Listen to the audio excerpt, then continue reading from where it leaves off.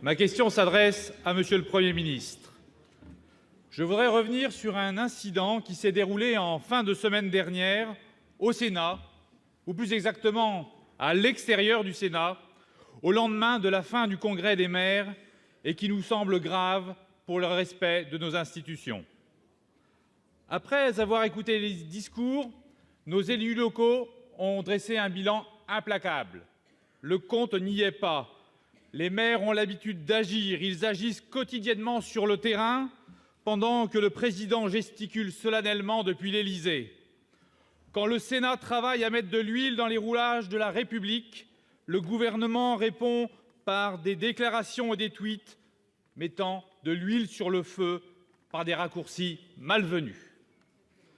Après le rapport de Mathieu Darnaud et de Jean-Marie Bockel, notre amendement d'ouverture en faveur des maires des petites communes cherchait à rétablir une injustice passée, sans cynisme ni populisme, juste de la justice. Monsieur le Premier ministre, la situation du pays est fragile. La crise démocratique couve. Les menaces populistes sont aussi présentes en France. Votre silence après le tweet malheureux du ministre des Comptes publics vendredi et des déclarations incongrues du porte-parole du gouvernement ce matin méritait une réponse de soutien aux élus de la République et au fonctionnement de notre démocratie. Alors, Monsieur le Premier ministre, quelles mesures allez-vous prendre aujourd'hui et pas demain, pour nos fantassins de la République que sont les maires de France? Quelles consignes allez-vous donner à votre gouvernement afin qu'il respecte la République? Pour vous répondre, la parole est à Monsieur Gérald Darmanin, ministre de l'Action et des Comptes publics.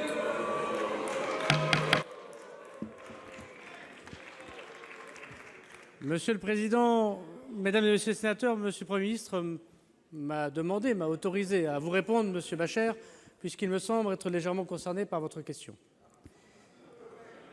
Il y a le fond et il y a la forme.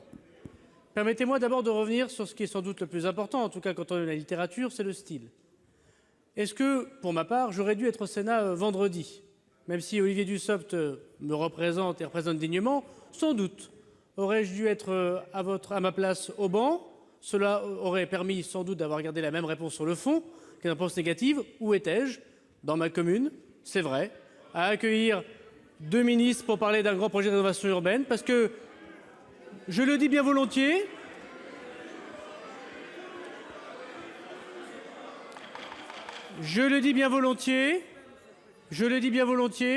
Monsieur le Président, j'aurais dû être au Sénat, mais il est vrai que de temps en temps, j'ai un petit remords, parce que je suis aussi comme vous élu, j'ai été maire, et je fais d'ailleurs partie du corps électoral qui élit les sénateurs, et je comprends vos questions, monsieur le sénateur.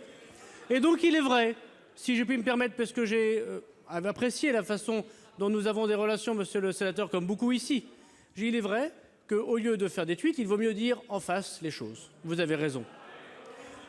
Et c'est tout à fait vrai, d'ailleurs, je n'ai pas voulu, je le dis au sénateur Dallier, lire, ça aurait été tout à fait inconvenant, et je suis respectueux des institutions, monsieur le président du Sénat, et je suis à la disposition de l'Assemblée parlementaire en tant que membre du gouvernement.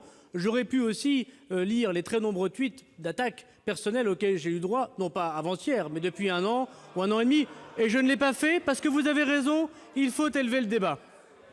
Sur le fond, monsieur le sénateur, y a-t-il un problème de rémunération, et notamment de fiscalité depuis 2007, des élus des petites communes, et non pas des petits élus comme j'ai pu le lire ici ou là? La réponse est oui. Est-ce que cet amendement correspondait à l'exposé des motifs que vous avez présenté? L'honnêteté nous pousse à dire que la réponse est non. Est-ce que, lors de la seconde délibération, si Monsieur le Président me permet de terminer ces quelques secondes, est-ce que la seconde délibération que le Sénat va demander, le gouvernement sera favorable pour rétrécir, comme l'a demandé Monsieur le Premier ministre, l'incitation fiscale, pour faire très vite, des 1 500 € d'abattement jusqu'à 18 000 €? La réponse est oui, pour les communes à la taille les plus réduites, mais il ne nous paraissait pas raisonnable, et avouez-le avec moi, de concerner que les présidents de région, les présidents de département, les maires de grandes villes dont j'ai été bénéficient des mêmes avantages fiscaux que les maires des communes les plus petites. Je pense que c'est l'égalité républicaine. Monsieur Jérôme Bascher, pour quelques secondes. Monsieur le ministre, nous ne voulons plus de double discours ni de double langage. Les Français parlent un langage clair, eux, ils ont raison, les élus attendent aujourd'hui.